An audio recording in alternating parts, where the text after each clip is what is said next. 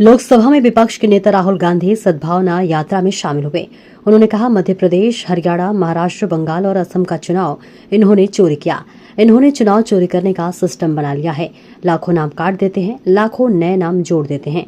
चुनाव आयोग इनके कंट्रोल में है, नौकरशाही इनके कंट्रोल में है और ये सोचते हैं कि इनका राज रुक नहीं सकता, लेकिन इनका समय आने वाला है। जनता को ये बात समझ में आ गई है कि नरेंद्र मोदी और अमित शाह देश को बेचने का काम कर रहे हैं। और आपको इस यात्रा से बहुत फायदा होगा, क्योंकि आपको हरियाणा का जो पल्स है वो आपने लोगों से सुनकर समझा है। और मेरी सोच है कि कांग्रेस पार्टी में हर प्रदेश में जो हमारे युवा नेता हैं, उन सबको इस प्रकार से जनता के बीच में यात्रा करनी चाहिए। सीखने को मिलता है, लोग जुड़ते हैं, राजनीतिक समझ बढ़ती है। और हर यात्रा का, चाहे कितनी भी छोटी हो कितनी भी बड़ी हो, यात्रा की हिंदुस्तान में यात्रा का ट्रेडिशन है। तो यात्रा का जनता को और जो यात्रा करते हैं उनको फायदा होता है। देखिए, हरियाणा के बारे में आप मुझसे अच्छा जानते हो। यहां का चुनाव बीजेपी ने चोरी किया।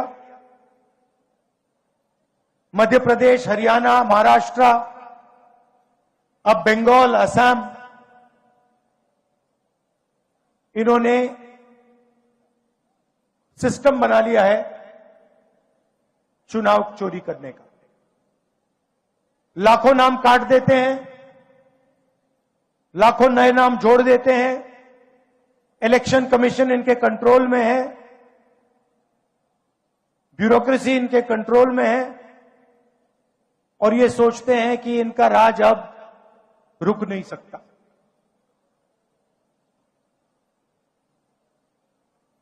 मगर टाइम आने वाला है इनका।